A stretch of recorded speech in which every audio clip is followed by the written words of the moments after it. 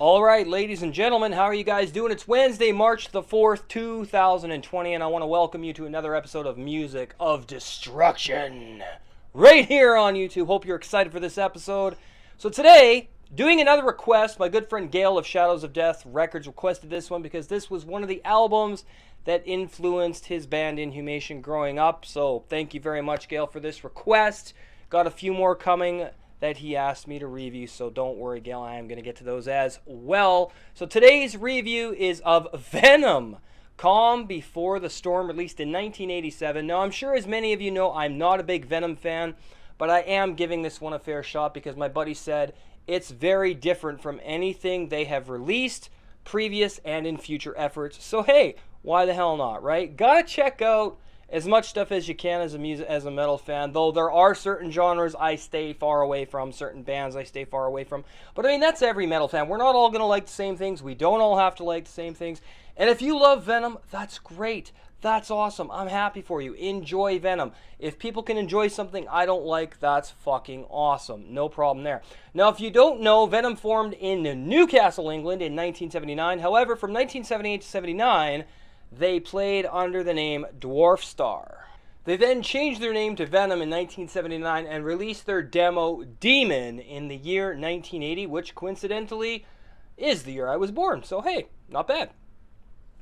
Now, the band did coin the term black metal with their 1982 album, but in my opinion, and many others within the black metal fan base, Venom never actually played black metal. Now, some people may say they laid the groundwork, but in my opinion, it was obviously Bathory. Plain and simple. Let's get that out of the way now, and you can leave the comment section and say whatever you want. I don't give a fuck. It's Bathory. Now, Venom may have had black lyrics, but thrash metal music, and that doesn't make you a black metal band, plain and simple. But I digress, because that's not what we're here to talk about tonight, guys. We're here to talk about Calm Before the Storm.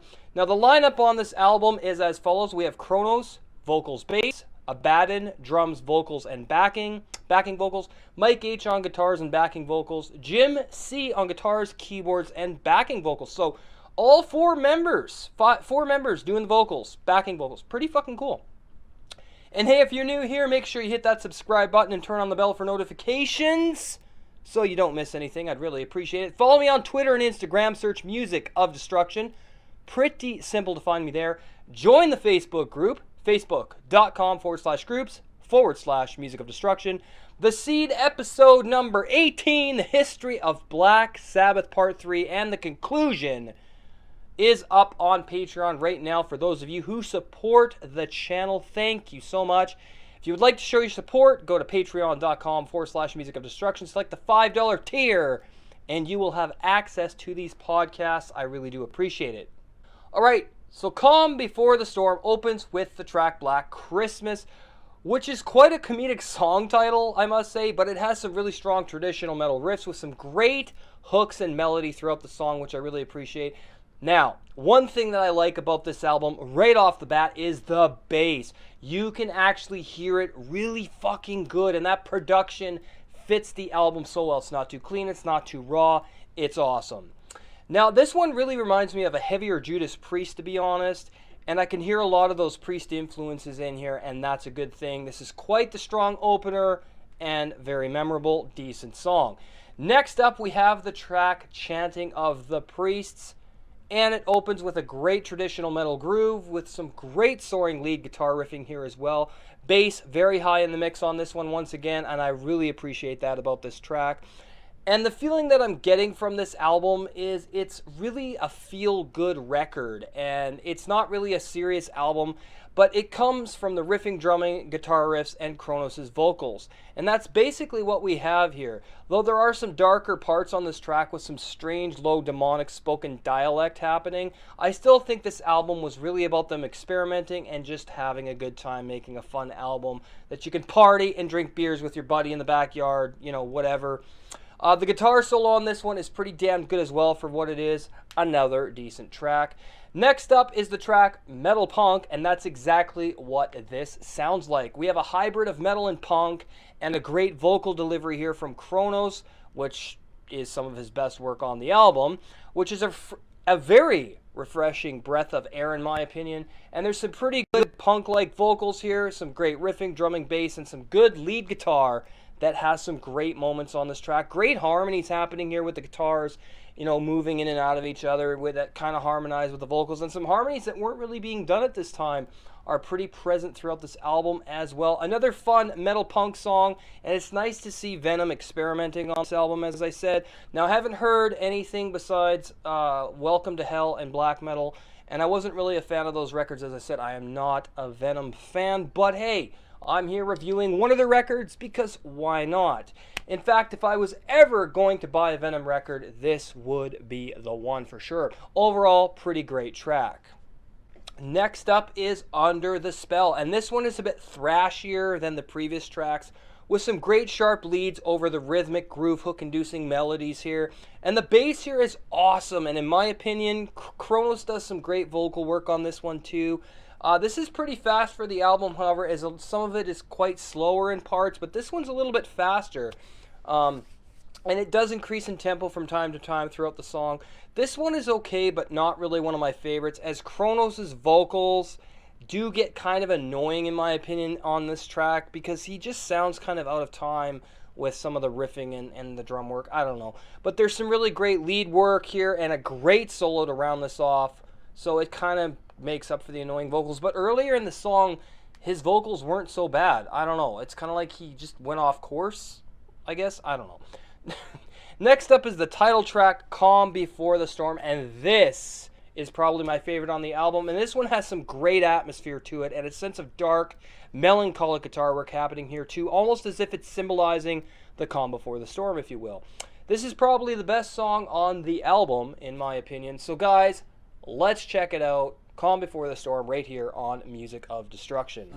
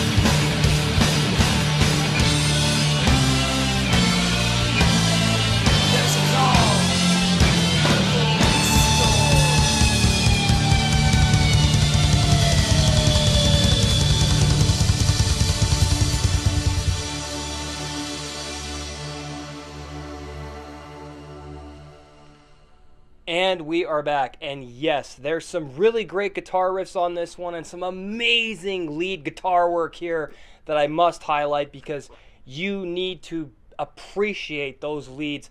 And the leads throughout the album are really damn good in my opinion. Great song, great harmonies that really round this off. Good song overall. Next up, we have the track Fire, and this is one of those more soaring guitar leads throughout with some great harmonies going on once again and quite thrashy.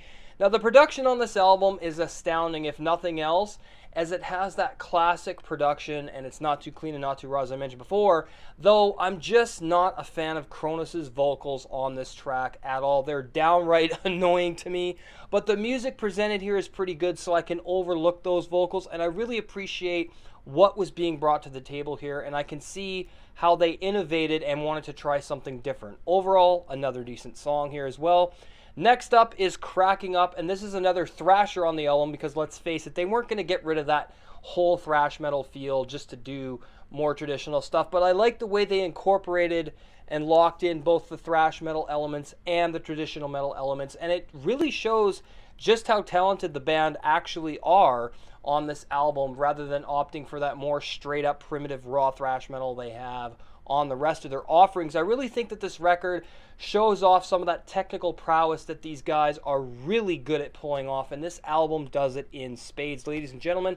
Though this one has a lot of that Judas Priest influence, it is standing on its own merit and laurels with some very unique touches going on with those Iron Maiden and Judas Priest influences coming up from time to time.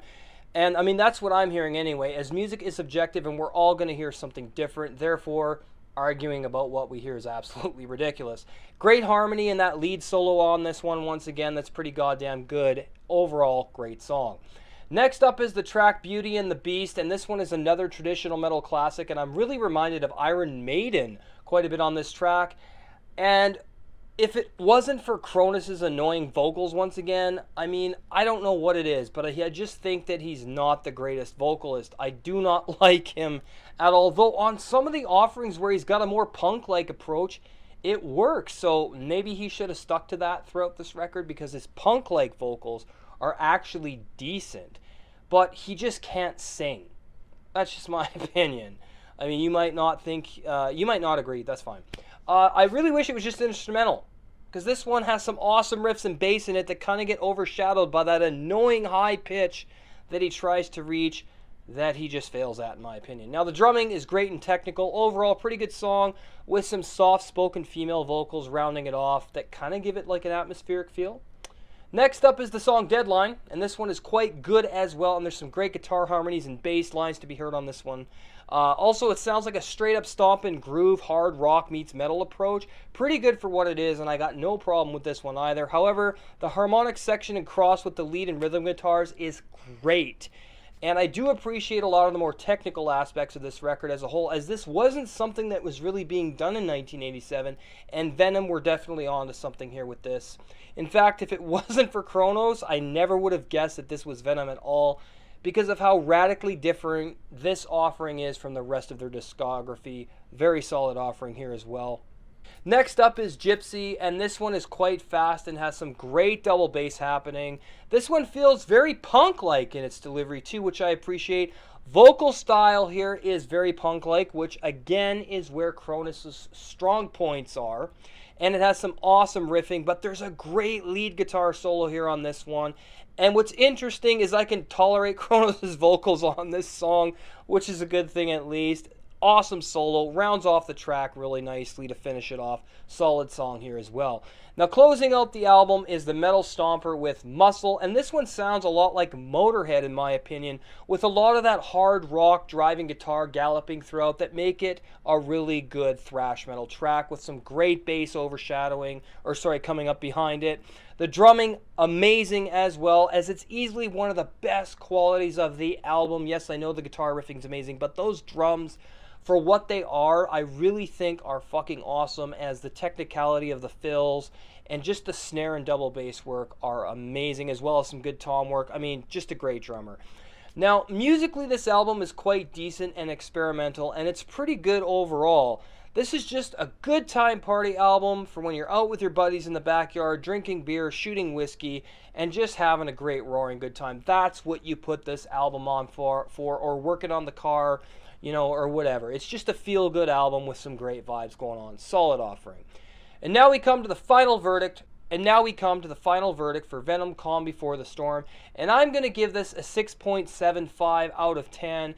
As I said, not a big Venom fan to begin with, and it would have likely gotten a 7.5 if it wasn't for Kronos' annoying vocals on some of the tracks. But I digress. Overall, pretty good album. If you want to pick it up, pick it up. If you don't want to pick it up, you're not really missing out on too much. Shoutouts and thank yous. Gail Cartwright of Shadows of Death Records. shadowsofdeathrecords.com/list-2-music. Check out all of his bands. Great roster there. Sagrado being the highlight of that roster, in my opinion. Great brutal death metal band from the Philippines. They will be coming back for another interview. Working on their new album with Shadows of Death. Can't wait to hear that. Shout out to Terry Marquez and the Pissing Razors and Texas Voodoo Stomp. Thank you for that awesome shout out and the blooper reel. It was fucking great. Posted that today, so great video there. Also, shout out to Anthony, Chris, and Mop of Diabolic Intent with Heavy Metal Networks. Check out their YouTube channel. Great guys. Can't wait to interview them and review their upcoming album, be on their podcast. Going to be a lot of fun. Also, a shout out to Metal Ben's Chronicles. Yes, Metal Ben and I managed to patch things up. Thank you, Metal Ben. Great channel there. Check them out. King of Swords, Acid Metal, Backwoods Metal, and Farley's Nerd Cave as well. Great metal YouTubers. Have yourselves a great night. Remember to hit that subscribe button. I'd appreciate it. Turn on the bell. Have yourselves an awesome night. We'll see you tomorrow for the next video. Stay fucking metal.